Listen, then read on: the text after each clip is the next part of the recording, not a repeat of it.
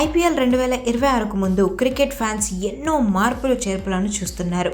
తమకు వద్దనుకున్న ప్లేయర్స్ను అన్ని టీమ్స్ ఇప్పటికే వదిలేశాయి. కొంతమందిని రీటైన్ చేసుకున్నాయి కూడా. అయితే ఈసారి మాత్రం చాలామంది ప్లేయర్స్ ఐపీఎల్ ఆక్షన్లో అమ్ముడు పోవడం కష్టంగా కనిపిస్తోంది. వాళ్ళెవరో ఒక లుక్ వేద్దాం. ప్లేయర్స్ ప్రదర్శన ఆధారంగా టీమ్స్ వారిని కొనుగోలు చేస్తాయి. మంచి ప్రదర్శన లేకపోతే రీటైన్ కూడా చేసుకోరు. వాళ్ళలో ఇప్పుడు బాగా వినిపిస్తున్న పేర్లు గ్లెన్ మ్యాక్స్వెల్, జాష్ ఇంగ్లీష్. వీళ్ళిద్దరిని పంజాబ్ కింగ్స్ విడుదల చేసింది. పూర్ పర్ఫార్మెన్స్ కారణంగా టీం నుంచి తప్పించింది పంజాబ్ కింగ్స్. దాంతో మినీ ఆక్షన్లో మ్యాక్స్వెల్, జోష్ ఇంగ్లీష్పై ఎవరూ ఆసక్తి చూపించే అవకాశం కనిపించట్లేదు. ఇక రాజస్థాన్ రాయల్స్ హసరంగాను విడుదల చేసింది. వెంకటేష్ అయ్యర్ను 23 కోట్లకు కొనుగోలు చేసిన కోల్కతా నైట్ రైడర్స్ ఈసారి రీటైన్ చేసుకోలేదు. Royal Challengers Bengaluru Liam Livingstone కూడా విడుదల చేసింది. గత సీజన్లో లివింగ్స్టన్ గ్రౌండ్ కన్నా ఎక్కువ రోజులు డ్రెస్సింగ్ రూమ్లోనే ఉన్నాడు.